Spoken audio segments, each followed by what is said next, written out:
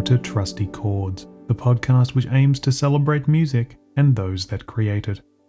It's the standard story that any band goes through. You're watching a David Lynch adaptation of a Frank Herbert novel when you decide to name your band after a word you heard during the film, only to misspell it, and before you know it, you're one of the most successful bands to ever come out of New Zealand.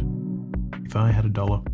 Of course, if you recognise the story I just told you, then you're either Shihad's Jon Toogood or someone else I really want to have on this podcast.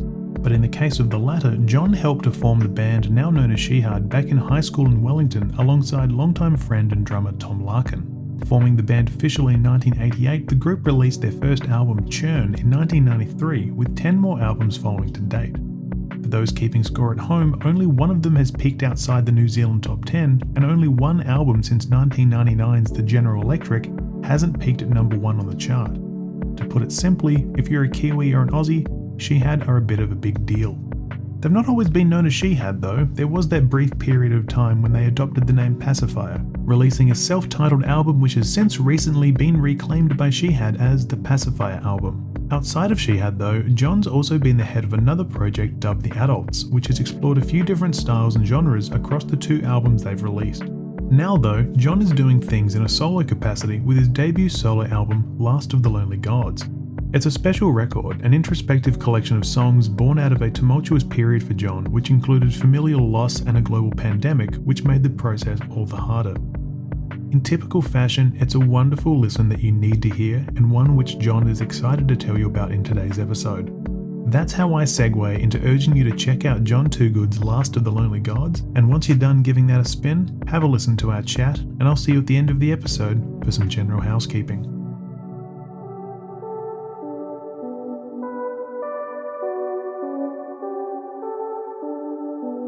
Jon Toogood, thank you very much for joining this episode of Trusty Chords. Pleasure. Happy to be here. Now, to introduce yourself to people who might not know your name, can you give me a quick few words on who you are and why we're chatting today? Okay, so I'm a musician from Aotearoa. I grew up in Wellington, and in high school I met a bunch of like-minded music fans, and we all bonded over a love of Metallica's Master of Puppets and Slayer's Rain and Blood, and quickly started a band, called it Shihad after watching David Lynch's version of June, which was released in the 80s, and I think is sort of like little sort of bogans from Wellington. We thought the name that the Bene Gesserit witches gave the battle at the end, which was the Jihad. We thought that'd be a good name for a speed metal band, so we totally misspelt it. Didn't realize that Frank Herbert, who wrote those novels, had taken it from the Arabic term, from the Quran, jihad, which means struggle. But just thought it was a cool name for a speed metal band, like I say. So and then basically went on a mission to learn how to be as tight a rock and roll metal band we could possibly be. Quickly worked out that coming from New Zealand had its advantages in the fact that creatively it was a bit more interesting, I think. We were surrounded by great players from all sorts of different genres when we were at school. People that went on to be in Fat Freddy's Drop and just different sorts of music, but we're always surrounded by good musicians. I just think we were determined, and we were very lucky to find each other, and the fact that we found, 4 guys that really wanted to take it seriously, and quickly worked out the only way to get good is to play lots and lots of shows, because that's where we found we improved quickly. New Zealand being sort of 4.5 million people, I think we just ran out of space to play. So we quickly went to Australia. I think with our first tour of Australia, we toured with an Adelaide band called the Mark of Cain, who I still really love. Because although we were sort of started in the metal world, I think by the time we released our first EP, we were all already listening to a lot of alternative bands, We loved the Pixies. We loved Big Black. We loved My Bloody Valentine. We loved the Beastie Boys, Sonic Youth. And then there's all this New Zealand sort of harder edged flying nun music that we were influenced by. Bands like Gordon's, The Skeptics, Outer Space, Headless Chickens, early Headless Chickens. Um, a sort of the darker side of flying nun sort of pop. And we'd see those bands live, and a lot of those musicians would be our front of house sound guy, or you know, and so they sort of exposed us to way more interesting music. So by the time we were sort of playing our, doing our first album, I think we'd got rid of guitar solos, and it was all more about the rhythm and the tribal sort of beats that we could come up with, um, which might have been I mean, we had a big influence in the fact that our first album was produced by Jazz Coleman, the singer of Killing Joke, who were sort of a British post-punk band that we loved, that also a lot of the bands from the 90s loved as well. Like, so we liked Ministry, and we liked sort of those industrial bands, and Faith No More, and they were all like massive Killing Joke fans. So to end up working with the singer of that band, um, on our first album was a bit of a buzz. Then we signed to a German heavy metal label called Noise Records, famous for bands like Creator, Halloween, so thrash metal, and went and lived in Berlin. And I think we by the time we record our second album, we got invited on tour through Europe with a American band called Faith No More, who just had got a copy of our first album off Jazz Coleman. We loved Faith No More because, again, they were sort of metal without the guitar solos. They were doing something different with metal, and we loved that. Yeah, I was literally working in a record store in Wellington when I got a fax, not a phone call, but a fax came through from Billy Gould, the bass player of Faith No More, saying, "Love your first album. Do you want to go through Italy, Spain, and France and Germany and Scandinavia with us?" And I was like, "Yeah, absolutely." So quit the day job, which was in a record store, and basically that was when I was about 19, 20 maybe, and basically haven't looked back. I'm 53 now. I've basically made this my job. I love playing music. I love playing music with Shihad, but I've also been very lucky enough to do things outside of my band.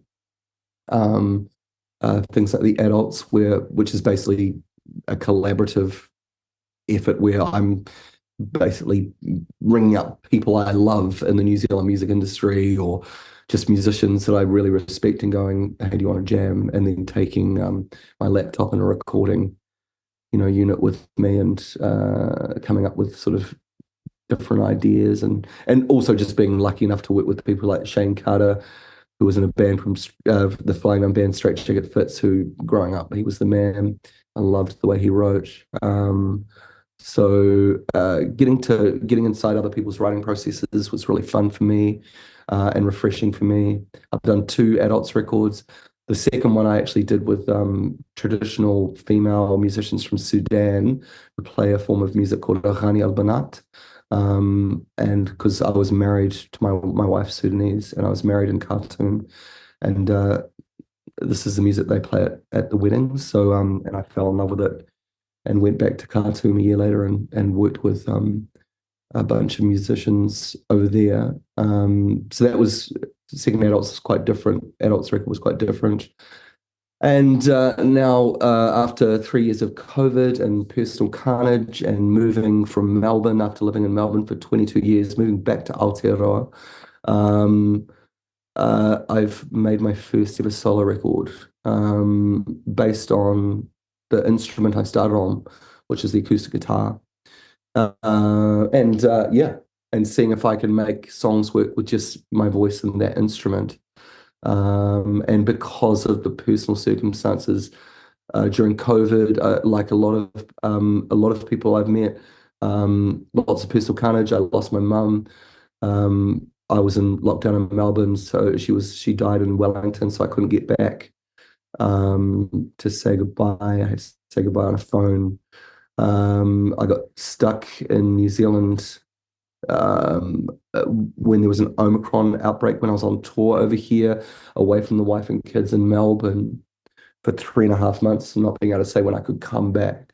So that was also quite traumatic for everybody involved.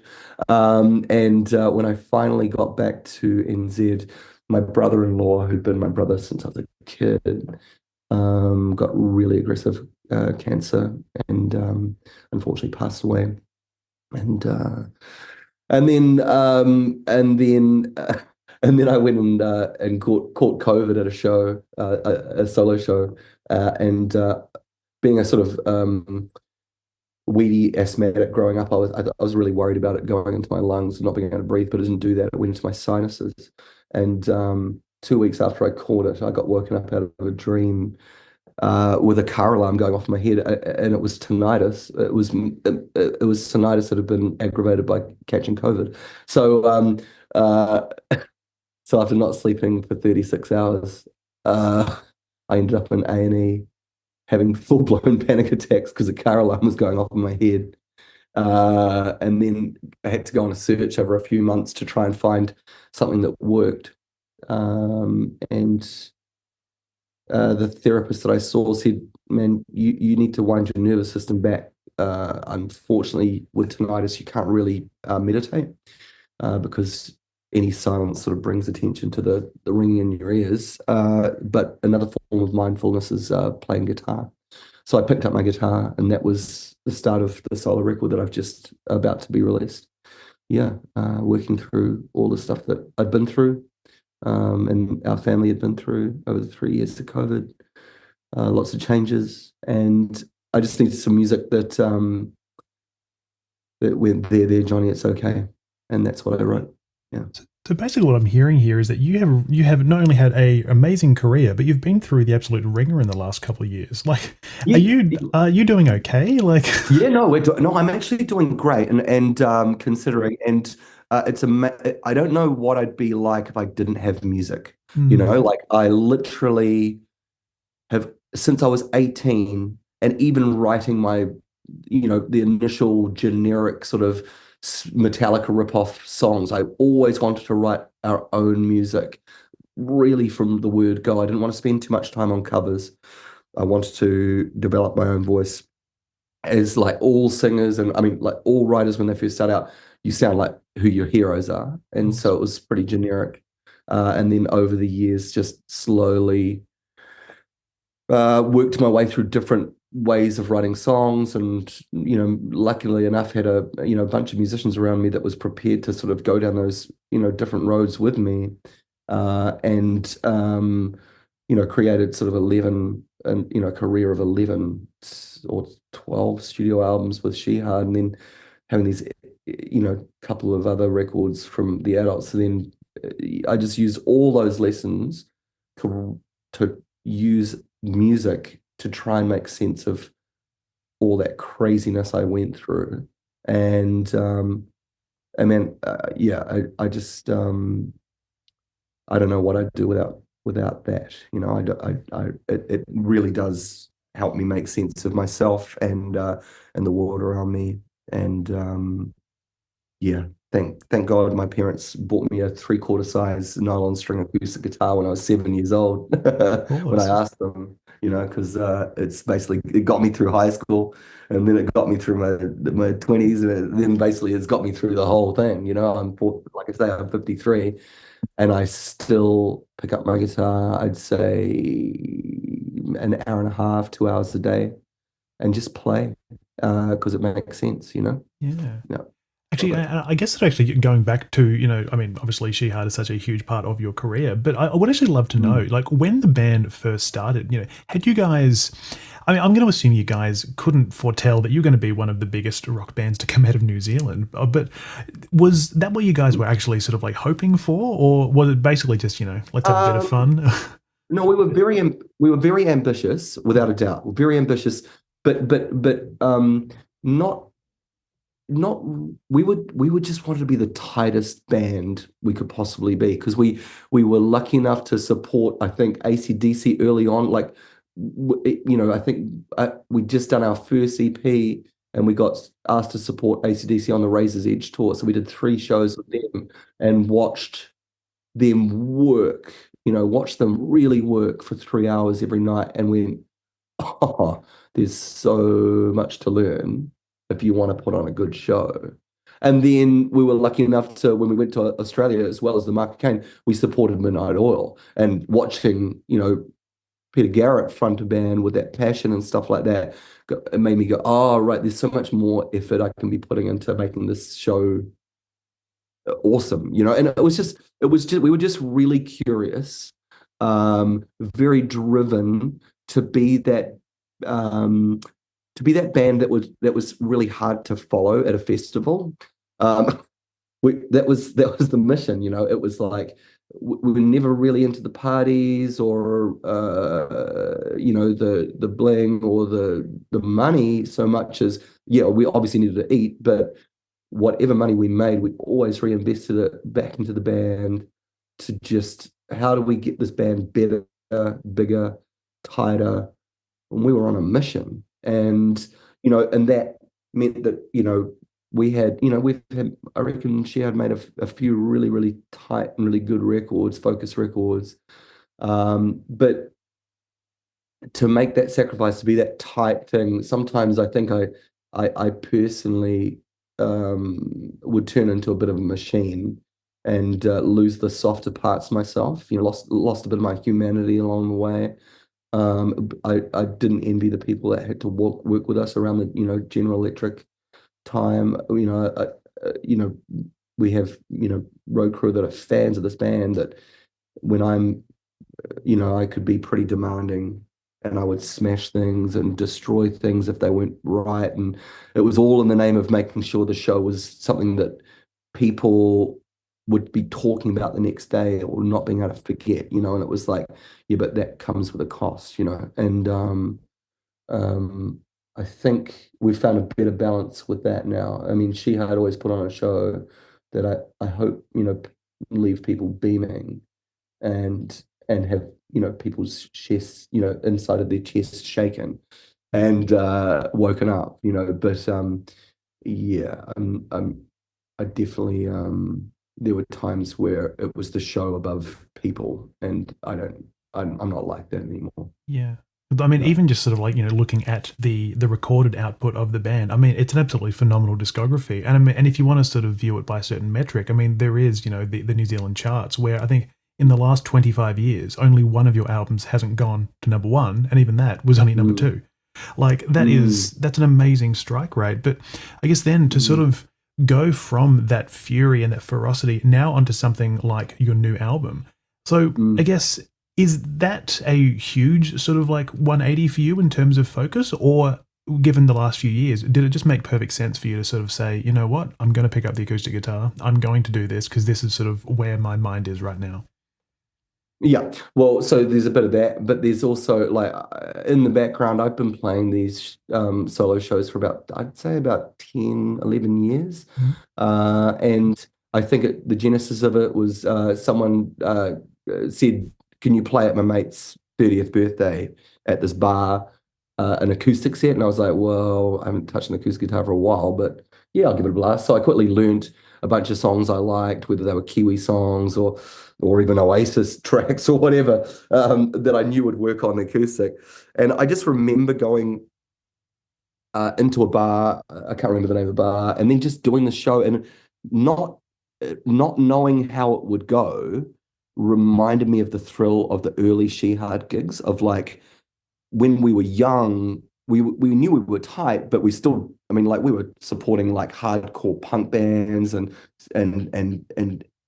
we were just like, I think we were kids at school still, so we were a little bit sort of intimidated, but at the same time, we wanted to impress people. So um, we just you just rode that dragon, and it's that thrill of not knowing if it's going to work is the bit that makes you really present. And I found that by by doing like standing on stage, or no, sitting on stage with an acoustic guitar and just using my wits and my voice and my song selection and the way I played those songs and the way I communicated what those songs meant to me and what they were about to me.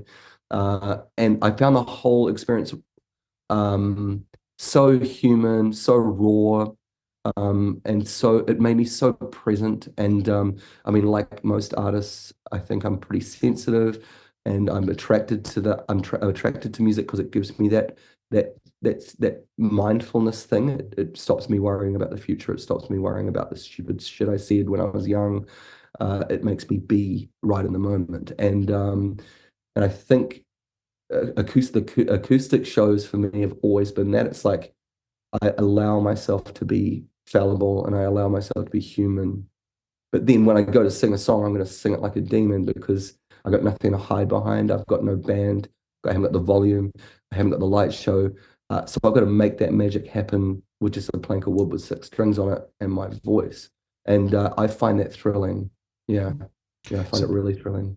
so the idea of sort of being more raw and more present, I'm assuming that was something that was much more at the forefront with, I mean, it's been at the forefront of most of the work you've done as well, being raw and everything, but being more Mm, present for an album like mm, this. mm. Was that sort of, I guess, the top priority in terms of actually writing it all, or was Uh, it sort of showcasing that vulnerability a bit more? Writing was purely therapeutic for me. I Mm. actually had no intentions of releasing this record, Right. and Okay.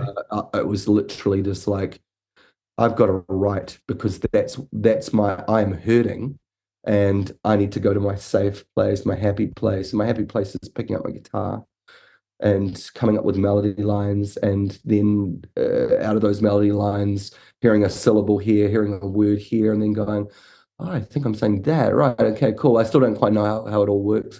It's still a mystery to me. I still love that process, though, of, waking up in the morning with no song and then working all day and then going to bed and you've got a song that wasn't there before running around your head.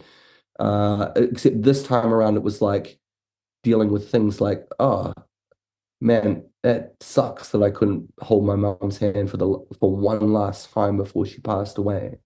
But yet I've got my 6-year-old daughter in front of me running around like a lunatic, and she happens to have my mum's legs, and she happens to have my mum's eyes. And so there is my mum in a way, just that cycle of, circle of life thing. I'm going to write a song about it. And that's a song called Love Is Forever, and that was the first song I wrote for the album. It was like I've never written anything like that, but that song comforts me. It really does, like because it's like that hurt, and I needed to hear a song that said, "Yeah, it's okay, it's okay." Yeah, So then, what was it that actually made you decide to go from it being a therapeutic exercise to actually releasing the album I or think releasing the songs, I should the say? more I wrote, and I think most writers will tell you this, it's like you start to get on a roll. You start to go, okay, right, that works, that doesn't work. Okay, cool. And then I just started getting this body of work because I was finding it such a great relief from my tinnitus and these uncontrollable panic attacks I was having, which were definitely tied into the madness of the COVID era and being stuck away from my family and losing my mom and not being able to be there and then all this craziness, watching the world, watching authoritarian rulers sort of like become popular again and uh, and uh, and just going, oh man, I need some music that reminds me it's good to be human, and that humans are good because I'm a firm believer that humans when they do good, they're amazing creatures,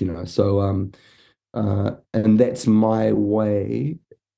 Making songs is my way of getting close to that feeling, like um so anyway, I got to a point where I had about 8 songs and my kids knew all the words because I've been running them around them, and my wife knew all the words, and I knew all the words. But I was like, I'm pretty sure that's probably the best words I think I've ever written in songs. So I'm gonna. She had been with Warner Music for over 20 years, so I know everyone in that office in Tamaki Makaurau. It's family to me. So I went in one day. I just thought, oh man, I'm going to play it to Lisa Cotter, the head of Warner's, who I've known for years, because I feel I'm in safe hands because it's pretty vulnerable music. Played it. I think I played Last of the Lonely Gods. I couldn't look at her while I was playing because I was so nervous about it. And then when the song finished, I didn't hear anything. I thought, oh no, maybe it's not good. And I turned around and she had just tears rolling down her face. And I was like, oh, okay, cool. That it does that for other people too, those songs. And and it was from there she was like, what, whatever you want to do, if you want to keep it like this, because the form I had it was pretty. It was just acoustic guitar and vocal, and it was just it was pretty Nebraska, pretty raw. And they were quite happy to put it out like that. But for some reason, a producer from Australia called Scott Horscroft popped straight into my head as soon as I'd finished writing. And it's a guy that we'd worked with in Shihad on the Beautiful Machine album, which we didn't end up using him because I think he was pushing us. He was bringing out the pop in us just a little bit too much for me at that point. I was a little bit scared of it, but I did make a mental note to self. That guy is so talented. I would love to work with him again at some point. And Scott sort of went off and did things like Birds of Tokyo and Empire of the Sun, and he co-wrote Silverchair's Straight Lines, which is one of my favorite Silverchair Yeah. songs. Oh, It's a great he's a song. wonderful creator. Yeah. Yeah, great song. And I thought I'm gonna just let me play it to him and see what he thinks. I sent over my 8 songs, and he instantly came back. And he pointed out to me, Johnny, you realize I'm 53 as well, exactly the same age, and I have a 6-year-old and a 9-year-old too. And I get these words, like I literally get them because I'm the same age as you, and I'm in the same place, And it was like he was like, straight away, you've got to come over to my studio in the Central Coast at the Grove. And if you don't mind, I've got some young sort of talented musicians that live around this area. Andy Mack, who's a great keyboard player. Jennifer, I can't remember her second name. She's a great violin player. And Harry Day, the drummer from the Middle Kids from Sydney. I think they're from Sydney. Um, and and basically, because there was so much space in the track, it was just vocal and guitar. There was all the space for these really talented musicians to just interpret it the way they wanted to. And because I'm a bit older and I've done 2 adults records where I've actually gone, oh, it's actually better if I take my hands off the reins of control and let talented people fucking speak their language. You get more out of it. So it was a good time for me just sitting back and watching these songs, which it was almost like watching 2D pictures come into 3D, and it was like, wow. And I felt in safe hands with Scott as well, you know. And I mean, honestly, I'm not sure if you've heard the record. He's mixed it. He just smashed it out of the park. And it was mastered in, I don't know, I think New York is Sterling Sound. And both of us were just like high-fiving when we heard it because it was just, it just sounds better than what I could have ever imagined, Yeah.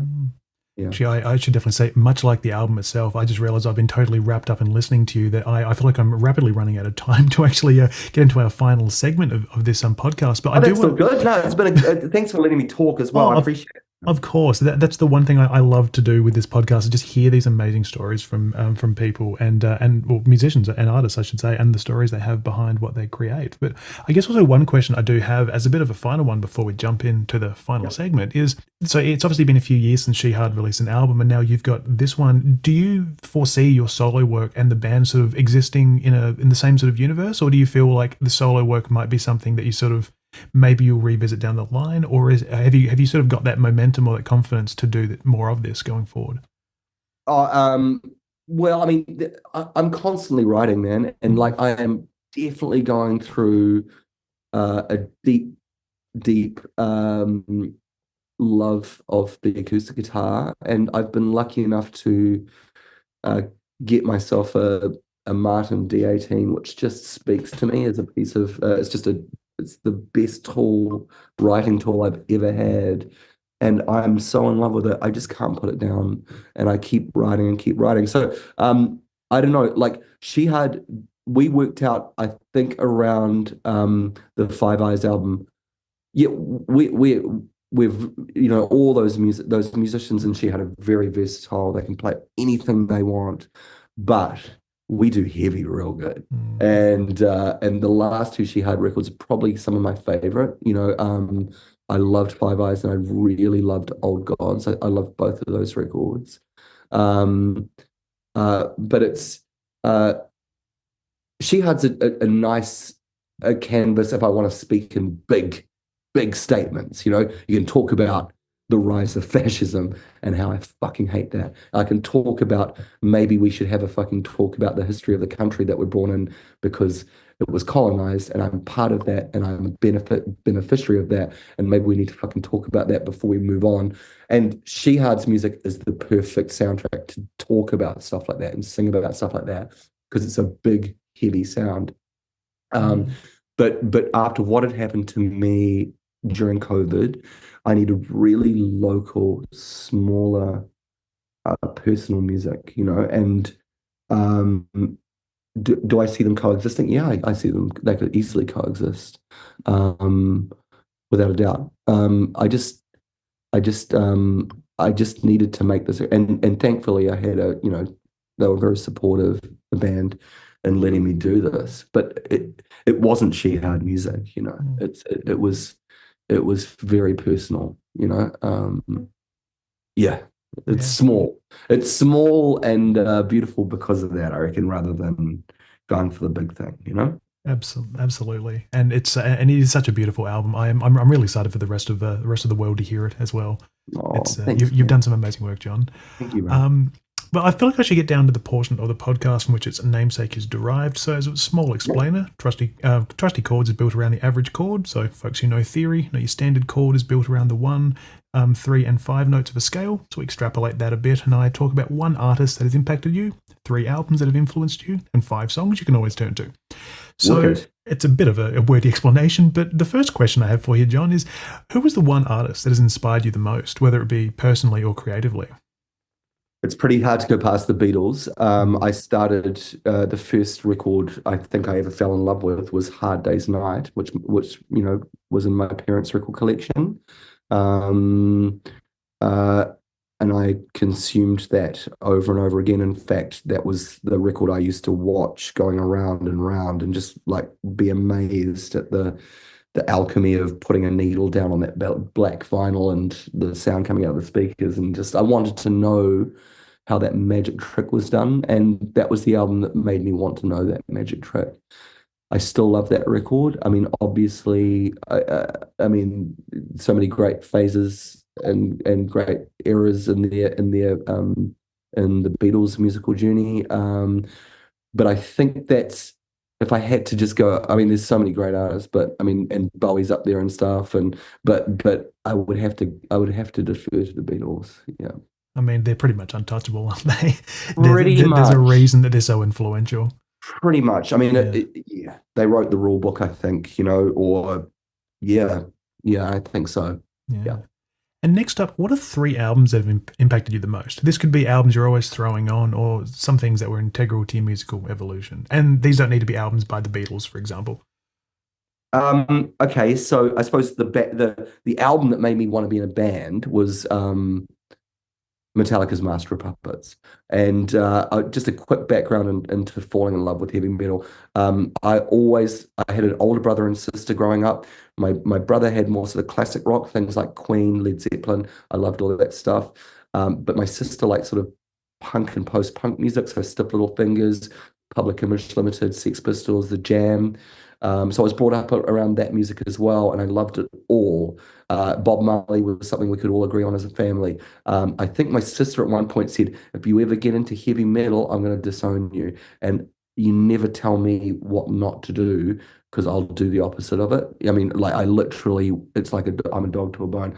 I have to find out, okay, well, that's taboo. So I'm going to have to listen to that now. And for a little while there, I couldn't really find, I was pretty much in agreement with my sister. Yeah, this heavy metal thing is not really my thing. I'd heard Manowar, it was terrible. And then Tom, the drummer, and she had gave me a copy of Master of Puppets, and that was the sound that I'd been looking for to rebut my sister, my punk rock sister's take that all heavy metal was shit. Because that record sounds like a machine, Absolutely. and there's not a dud track on it, and it's like and it's a pretty involved listen, and it really to me epitomized the word metal, so I suppose, and that also because the picture on the back of that cover of the album cover, they sort of looked quite normal. I'd been sort of brought up with like thinking that all rock stars were superhuman, like Kiss, like Prince, like David Byrne wearing an oversized suit and stop making sense. And so to see a bunch of guys that look pretty similar to all the bogans I was hanging out with in the weekends playing this music that sounded almost, symphonic and huge, I was quite, I was thinking, well, if they can do it, I can do it too. So that was, I suppose, that's why that's important. I don't listen to it that much now, but I could pretty much sing every note of every solo on that record. Honestly, I think I'm right there with you, actually. I mean, the second I hear those opening notes to Battery, I instantly am just like transported into what this album can open up. Oh man, it's a monster record, man. It's such a monster. And yeah, so I suppose that would have to be up there. Um, I think side one of David Bowie's Scary Monsters, that was a record that was played a lot in our household, just because I mean, Ashes to Ashes on side one. That's a massive hit, and it's an unusual bit of music, slightly frightening, and I was intrigued by that. And I mean, it's followed by Fashion, which is another banger. And it starts off with "It's No Game," where the verses are sung in Japanese, and then he sings in the chorus, or sung along within Japanese. I just remember, and all the guitar work on it's so mad. I think it's Robert Fripp, and all of it shouldn't work, but it all does. And I still, I don't know if I've ever like testing out speakers at a studio, or if I'm in a hi-fi store, I'll always stick on Ashes to Ashes because it's just such a beautifully recorded bit of music, and still sounds fresh as fuck. I mean, if anyone came out with something like that, they'd be ahead of the curve even now, I reckon. Yeah, absolutely. But so you mentioned side one, but does side two rate a mention at all, or is it not? I like side two, but Yeah, I don't know, for some reason side one is it's like it's like perfect. yeah, It's like I every agree with you. song. It doesn't. There's no holes in it. Yeah, Like it's just everything's perfect. I don't know. But I don't know. I like teenage wildlife is pretty cool and stuff, but I don't know. I just think side one just rules. So yeah, I reckon you can put that record down as a big one. Um, I'm just thinking. So I've done Master Roberts, Bowie. So many great records, man. It's a really hard question. But I'm gonna do it. We might as well go. Okay. I'll do a random one. I'm gonna say the Cure's Disintegration. oh yes, I'm not gonna go with a classic from I was thinking about a Beatles record, but the Cure's Disintegration. That's another one of those moments for me where it was like, as someone said the word to me, goth. And I really liked Primary growing up. Like there were songs that I liked of The Cure, but I never found an album that I loved from start to finish. I mean, apart from Standing on the Beach singles, which is the best of. But I always got sort of, it was a little bit hit and miss. And then Disintegration came out just when I was working in music retail, and that for me is an album that is perfect from start to finish. It's literally everything I wanted sad modern music to be. Um, it was a cartoon version of The Cure and the Boys Don't Cry poster, but all put into this perfect package where opens with Plain Song, which is so grand, and so beautifully sad, and then Pictures of You, and then I mean, it's just there's not a dud track on that record.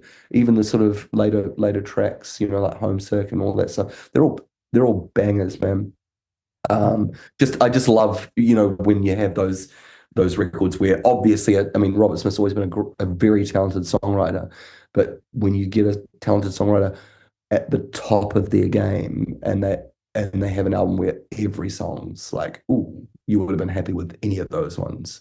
I reckon Disintegration's like that for me. Yeah, he's definitely one of those musicians who, when you listen to an album like that, you just sort of think, "Geez, mate, save some talent for the rest of us." You know? Yeah, I know. It's a little bit annoying, isn't it? And lastly, I'd love to know 5 songs that you can always sort of turn to, whether it be for comfort, for excitement, anything at all. Your 5 Sure. trusty songs. Sure. Okay.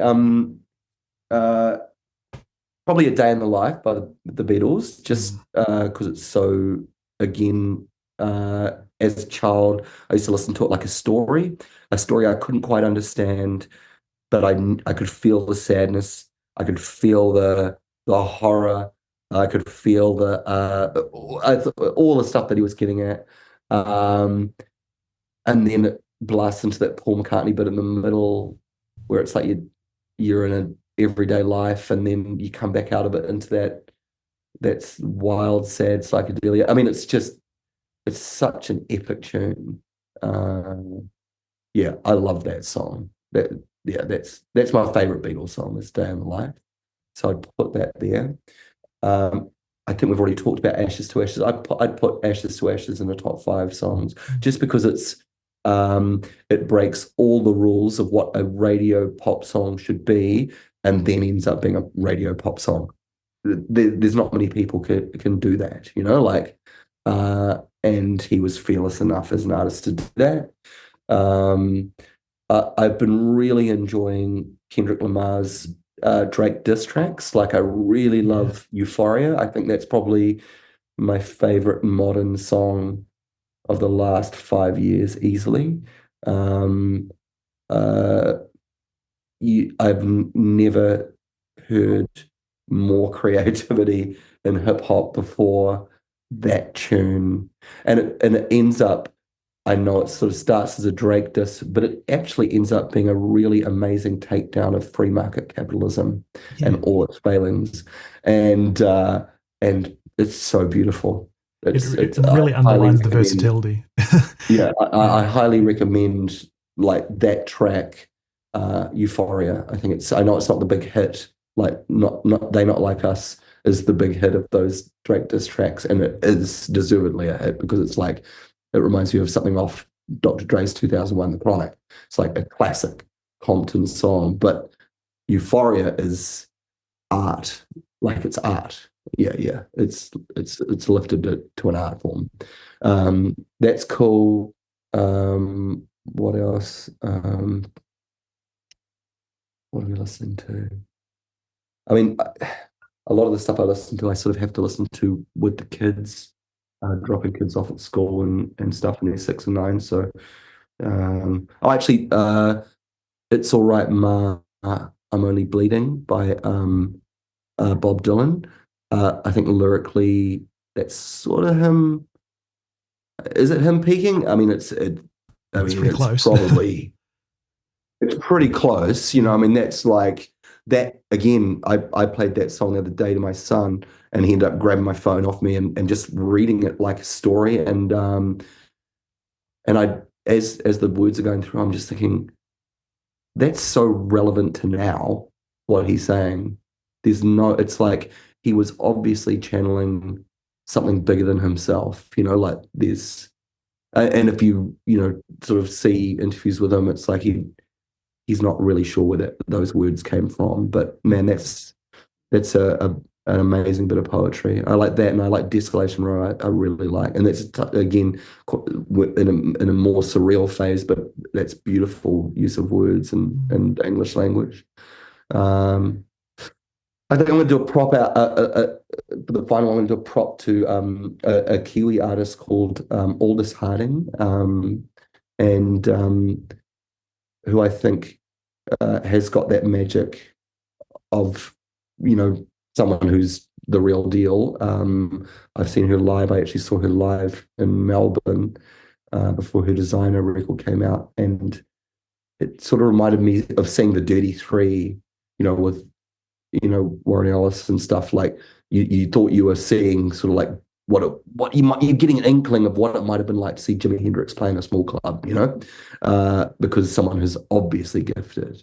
And Hannah, Aldous Harding, did that for me. I think the whole of the Designer record is fantastic, but The Barrel is a great, great single. And again, another example of a song that shouldn't really work, but does, and breaks all the rules. And it's in a fantastic video too.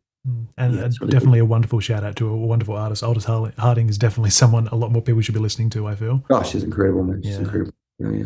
Amazing. Well, Jon Toogood, I just want to say thank you so very much for being generous with your time today and for being part of the Trusty Chords podcast. Yeah, thanks for having me, man. Awesome.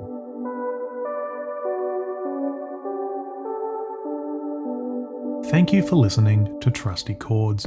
If you enjoyed this episode, then I would truly love it if you were able to like, share, and subscribe to this podcast if you feel so inclined. I know I'm probably sounding a little bit predictable each and every week, but in the interest of making sure your expectations are met, I'd love it if you could do exactly what I just said, if you feel so inclined. If you like social media, well, I've got good news for you, because you can find me over on Instagram and Facebook at Trusty Chords Podcast, all one word. I've also got a blog for this podcast on my website, which is tylerjenke.com. That's tylerjenke/Trusty Chords Podcast, all one word. That's where you're going to find entries on each episode and the songs picked by artists, along with a little playlist as well. There's also the Buy Me a Coffee platform where you can swing me a few dollars to support this podcast if you feel so inclined. As always, no obligation, but my appreciation is certainly high if you do it. Lastly, I need to thank Jon Toogood for appearing on the podcast this week, and I also need to express my gratitude to Amy Simmons of Death Proof PR for helping organise this chat as well. But once again, thank you kindly for listening, and I hope to see you all again next week as I continue to celebrate music and those that create it.